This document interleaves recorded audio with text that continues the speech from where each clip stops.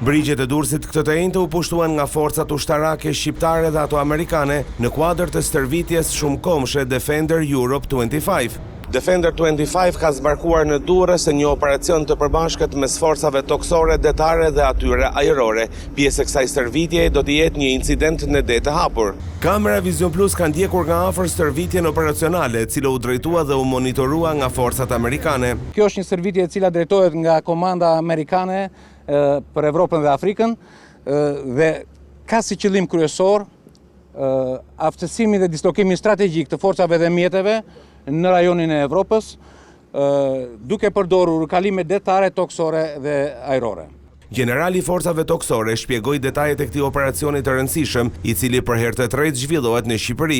Në këtë skenar janë 2 grupe speciale, që do të thotë rreth 25 veta. Skenari parashikon që një incident që të ka ndodhur me një anije dhe aty kërkohet ndërhyrje më specializuar për të lirimin e anijet. Pra që është marrë një anije peng.